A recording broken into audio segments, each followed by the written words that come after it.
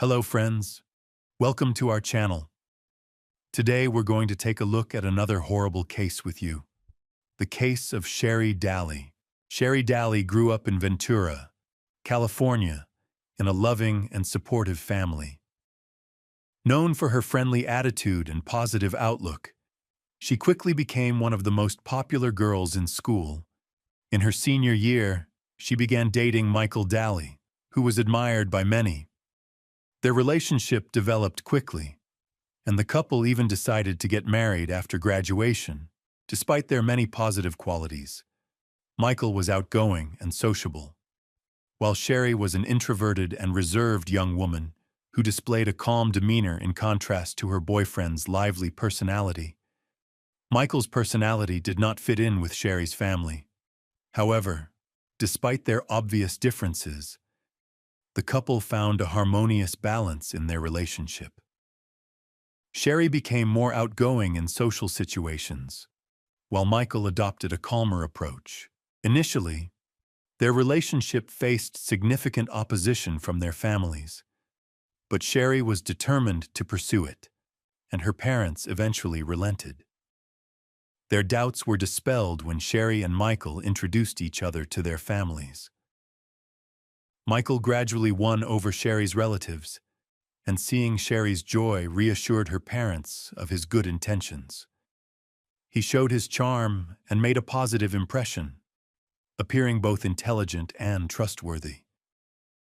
Michael's serious demeanor charmed Sherri, and her family supported her choice. After graduating from high school, the young couple started their lives together, both working at a local grocery store. However, for Sherri, this was not her ultimate aspiration. She dreamed of saving enough money to open a daycare at home, a goal that aligned with her interest in children. The couple married in 1982 when Sherri was 21, and by the age of 24 she had welcomed 2 sons, just a year apart. Motherhood brought her joy, and her daily routine revolved around taking her sons to school and daycare. Sherri not only took her sons to school, but also cared for several children in the neighborhood, further expanding her nurturing role. Gradually, she was able to quit her grocery store job and devote herself to childcare full-time. This allowed her to fulfill one of her long-cherished dreams of caring for children in her own home. To accommodate her growing responsibilities, she purchased a van, affectionately known to her friends as the local school bus. It seemed like the family had everything they could wish for, and there were no signs of challenges to come. On May 6, 1996, Sherri was scheduled, as usual, to pick up the students and take them home. When her husband returned home, he began receiving calls from worried parents inquiring about Sherri's absence. They were confused, as she had not arrived to pick up the children after school. Michael soon received a call from the school, confirming that his 2 sons had not been picked up either. Prompted by the situation, Michael went to the school, where he learned that Sherri had only been there that morning. Concerned for her safety, he suspected that she might have been in an accident or had encountered some kind of emergency. He began contacting local hospitals, but there were no reports of injuries matching her description. Feeling the urgency of the situation, he then contacted Sherri's parents, who lived about 120 kilometers away. They also had no idea where she was. Therefore, they decided to notify the police and report Sherri missing. The officers went to the couple's home to conduct a routine investigation and quickly realized that something was wrong. They decided to interview the neighbors, but no one had seen Sherri since she had dropped her children off at school that morning. Sherri usually went to the store around 10 sur a mo to do her shopping and then returned home to do her chores. However, on May 6th, this routine was interrupted. She did not return by noon. Concerns prompted them to check the route Sherri would typically take, which led the police to the parking lot where she usually parked. There, they discovered her truck, apparently abandoned in a hurry, with the keys still in the ignition. Sherri's identification was found attached to her keychain, and the Mother's Day gifts she had purchased were scattered across the floor of the car. The doors were unlocked, and there was no sign of Sherri inside. The police later attempted to contact Michael, but he was not home, which they found unusual given the circumstances. Sherri was missing, yet Michael did not seem anxious to hear from her. Furthermore, they learned that Michael had begun selling items that belonged to Sherri, suggesting that he was not expecting her to return. The police reviewed security footage from both the outdoor parking lot and inside the store. The recordings confirmed that Sherri had gone shopping that morning, consistent with her usual routine. There was no indication that she was in distress. She was not followed around the store, and no suspicious individuals were seen in the footage. It was evident that something went wrong after she loaded her groceries into her truck. Unfortunately, security cameras did not capture any footage of the parking lot after she approached her car at 9:22 a.m. As the officers discussed the events in the parking lot, a passerby overheard their conversation and approached them. She reported that she had seen a turquoise sedan pull up near Sherri's car earlier that morning. A blonde woman wearing a brown suit and sunglasses exited the vehicle. After a brief conversation with this woman, the witness saw Sherri being handcuffed and taken away in an unknown direction. The woman who arrested her did not appear to be a police officer, and the vehicle's appearance was unusual. It is difficult to determine the circumstances of her encounter with an apparent plainclothes officer. Police quickly became concerned, noting that it was unusual for police to operate in the city without a marked vehicle or uniform while making an arrest. The entire situation raised alarm bells. One officer, who happened to have attended high school with Sherri, stated that he knew both Sherri and her husband Michael well, and asserted that Sherri did not seem like the type of person who would be so serious as to be handcuffed and taken away, especially since the young couple had no prior legal issues. The witness provided a valuable clue. The police quickly searched the databases of all police stations, hoping to find relevant information regarding Sherri's case. However, they found no such records, indicating that this was not an arrest, but a kidnapping. The police initially focused their attention on Michael, but then he provided a credible alibi. At the time of the kidnapping, he was working at a grocery store, and several employees confirmed that he was on duty. In addition, security footage was reviewed to further verify his whereabouts. During the initial stages of the interrogation, Michael revealed that he had been in a long-term relationship with a woman named Diana. Surprisingly, he mentioned that he did not know her last name. Michael also did not know her address. But the police were able to obtain a phone number associated with Diana. At that time, when cell phones were not yet common, Michael provided his home phone number. As a result, he was released. After investigating the address associated with the phone number, the police discovered that Diana's full name was Diana Hahn. The address was verified in their database, prompting the police to plan a visit to her home. The police arrived at the house and knocked on the door. Although they heard noises from inside, no one answered at first. After a while of waiting, Michael opened the door. Standing behind him was Diana. Michael's attitude aroused suspicion. He appeared indifferent to his wife's disappearance and seemed more concerned about his mistress. The police decided to take both of them to the station for questioning, as they suspected that the situation might be related to a love triangle. It is believed that Sherri may have discovered Michael's affair, which could have led to conflict, either between the couple or involving Diana. Diana had become an integral part of Michael's life. He brought his sons to her home on numerous occasions, allowing them to spend time together as a family. Witnesses stated that Sherri had known about the situation long before her disappearance and had frequent conflicts with both Michael and Diana. Many witnesses confirmed the hostility between Diana and Sherri. Despite this tension, Michael appeared indifferent, which exacerbated the rivalry between the two women. Sherri viewed Diana as a homewrecker and was determined to protect her marriage. She steadfastly refused to consider divorce, believing that their problems were merely a temporary crisis that would eventually resolve itself. Through discussions with Diana and Michael, as well as their relatives, it became clear that Sherri's family had been facing significant challenges for a long time. Observations of Michael's behavior indicated that he treated Sherri more like a servant than a partner. She would wake up at 2 a.m. to prepare meals for him and even prepared hot water for him, ensuring he could enjoy a hot bath when he woke up. Sherri complied with many of his requests, but Michael constantly found reasons to criticize her. Sherri's family members knew that Michael was unhappy with Sherri's appearance. After giving birth, she dedicated a lot of time and effort to getting back in shape, dieting, exercising, and experimenting with her hairstyles and makeup, all in an attempt to please him.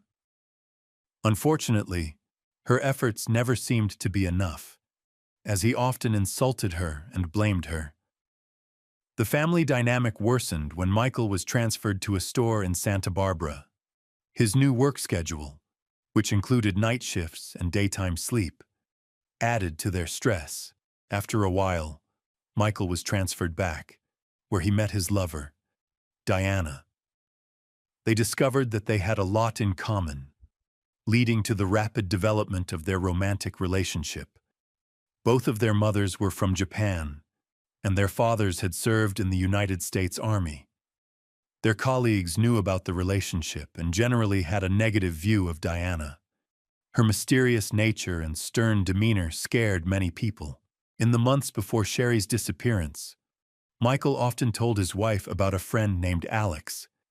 He said that Alex was struggling after a breakup and that he was being supportive, including visiting Alex overnight. However, the frequent calls to their home were not from Alex, but from Diana, who disguised her voice to sound like a man. It was clear that Michael made no effort to hide his relationship. In fact, he seemed to flaunt it, which easily hurt Sherri and made her worry about his feelings for her. A neighbor recalled that last Christmas. Sherri came to his house in tears. She was alone, knowing that Michael had taken their sons to spend the holidays with Diana. Feeling betrayed, Sherri sought comfort from her neighbor. Despite her pain, she had not yet considered divorce. She still hoped to save their relationship and believed she could work things out.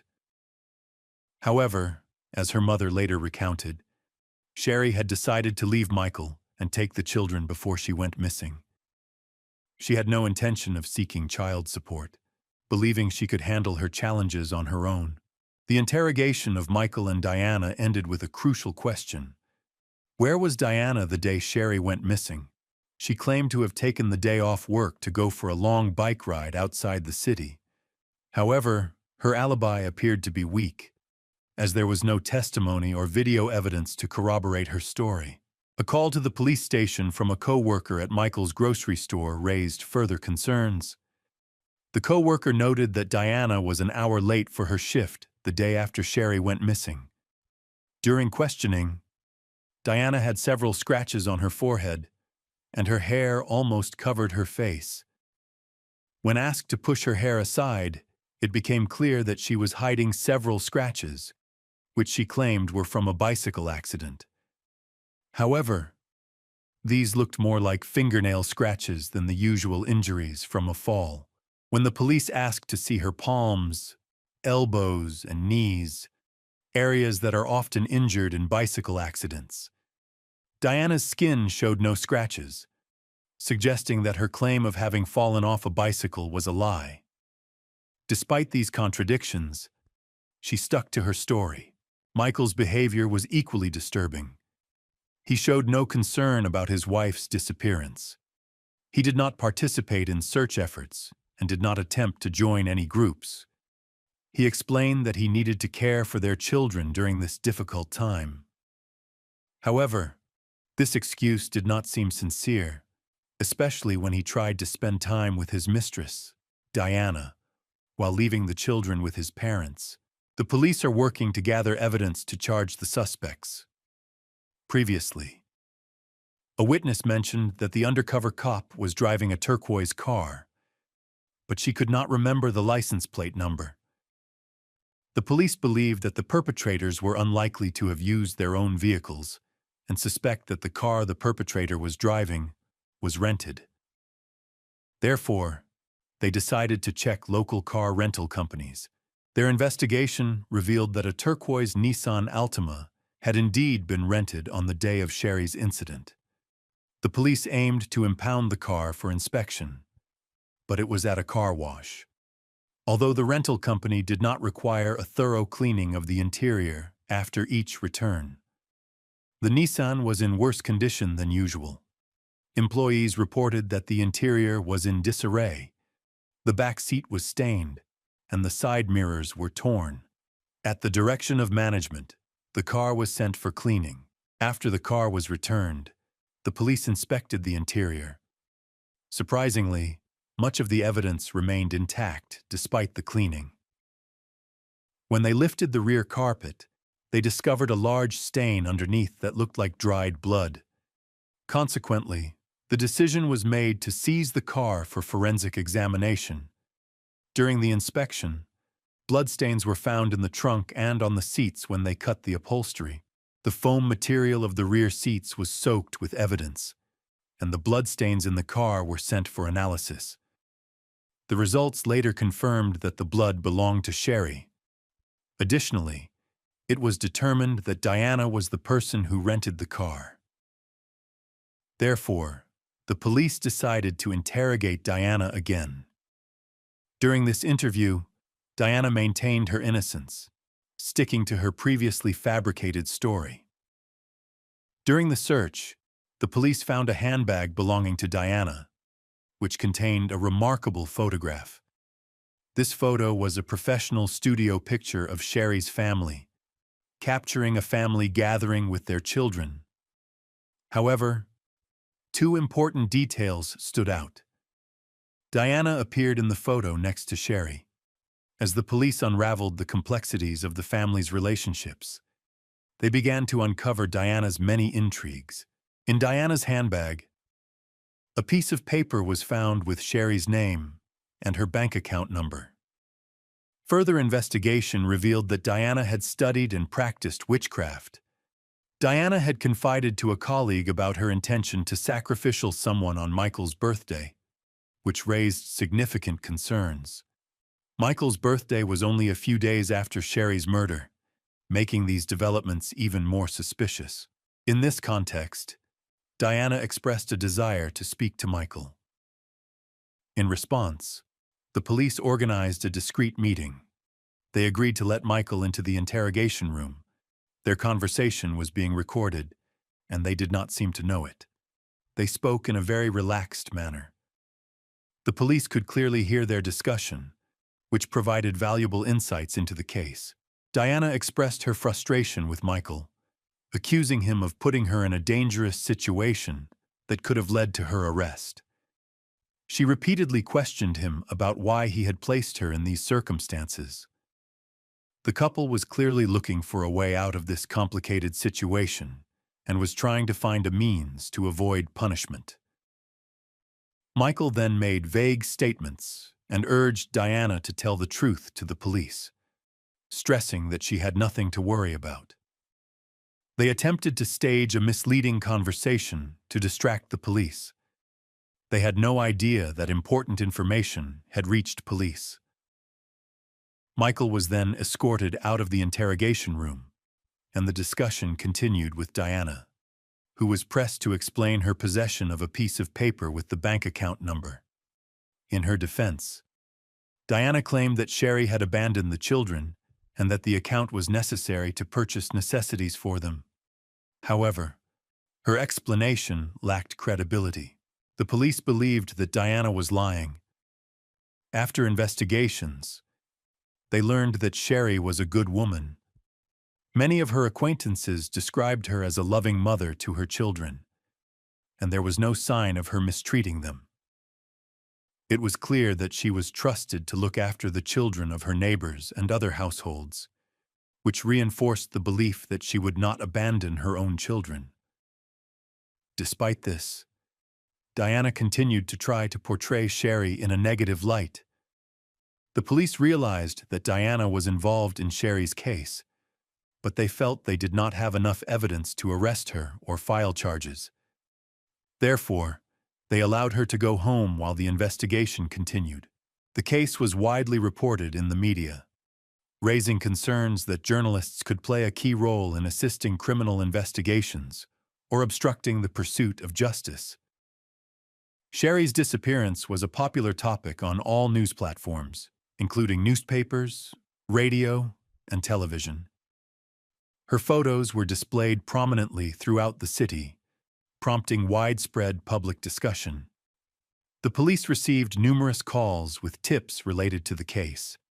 However, many of them were unfounded. Despite this, they focused on identifying credible leads. Based on the evidence they had, the police decided to share information with the public about a possible connection to someone named Diana. As soon as her photo was aired, calls to the station increased significantly. One notable tip came from a woman working at a local wig shop, who recalled that Diana had purchased a chestnut wig a few weeks earlier. Diana made it clear that she intended to look like a police officer to intimidate someone. Further investigation revealed that she had paid for the wig with a check made out to Sherri, signed in distinctive blue ink. A salesperson from another store contacted the police to report that Diana had visited his establishment around the same time. During this visit, Diana purchased handcuffs and a police badge, which she paid for with a personal check. Additionally, a hardware store employee provided a third report, stating that approximately a week before Sherri was abducted, Diana had also visited the store and purchased an axe. She drew attention with her striking makeup, which was particularly bold and set her apart from the others. Although the guest wished to remain anonymous, she paid with a check in her own name, establishing a direct link to the potential crime. The police collected physical evidence and later discovered an axe at Diana's residence, which was sent for forensic testing. Surprisingly, tests found no trace of Diana's blood, suggesting the axe was not used in the murder. The police determined that Diana had carefully planned Sherri's abduction the day before. She had purchased a brown suit, shoes, super glue, large garbage bags, toiletries, lighter fluid, matches, sunglasses, and other items that could have been instrumental in the abduction. As a result, the police were able to piece together a possible timeline of the events surrounding the abduction. Sherri may not have recognized Diana when she wore the wig and glasses, which could explain why she did not resist during the arrest. However, when they were close together and Sherri got into the rental car, it was clear that she recognized Diana, sitting in the back seat. Sherri attempted to escape by screaming and doing her best to block Diana from driving away. During her resistance, Sherri scratched Diana's forehead, based on the blood found in the car. It is possible that Sherri was killed shortly afterward in the back seat. Diana was eventually arrested, and it was discovered that she was in possession of a pen containing the same blue ink that was involved in the case. Attention then turned to Michael, as he seemed to have been aware of his mistress Diana's plans. Given his suspicious behavior at a press conference, there were indications that he might have been the instigator of the crime. The police suggested that Sherri's husband, Michael, be investigated for possible involvement in the murder. Following this revelation, the police department received numerous calls from drug dealers and people in the escort service industry, all reporting that Michael regularly used drugs and hired escorts. One escort revealed that on the day Sherri went missing, she had met Michael, who had taken her out of town. This information attracted the attention of the police as the investigation progressed. On June 1, 1996, near Kaduna Larga Road, on the edge of a cliff, police discovered women's shoes and sunglasses belonging to Diana. Shortly thereafter, they found the body of a woman. Dental records confirmed that the body belonged to Sherri, who had gone missing. Forensic examinations revealed that Sherri had been stabbed about a dozen times, mostly in the neck and upper chest. A forensic expert determined that a serrated knife was the murder weapon, with multiple stab wounds to Sherri's body indicating a violent and deliberate attack, particularly to the face. This evidence suggested a personal grudge against Sherri. After the murder, Sherri's body was dumped outside the city. Worryingly, Michael had been socializing with an escort just meters from where Sherri's body was found, suggesting his possible involvement in the crime. The police gathered enough evidence to charge Michael. Further investigations revealed that Diana had lured Sherri into her car before killing her. Notably, hair from Diana's wig was found on Sherri, and the wig was later recovered. Diana's trial was initially held, with her facing charges of kidnapping and murder. The attorney took a fairly passive approach to defending his client, focusing primarily on minimizing the severity of the sentence by arguing that the murder was not intentional. However, the evidence presented clearly demonstrated that Diana had meticulously planned the attack. After brief deliberation, the jury returned a guilty verdict. Diana Hahn was sentenced to life in prison without the possibility of parole.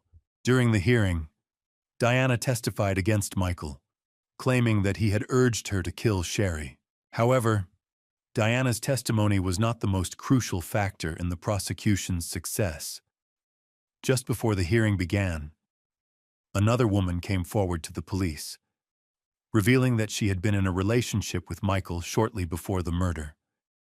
She stated that he had also urged her to kill his wife, Sherri.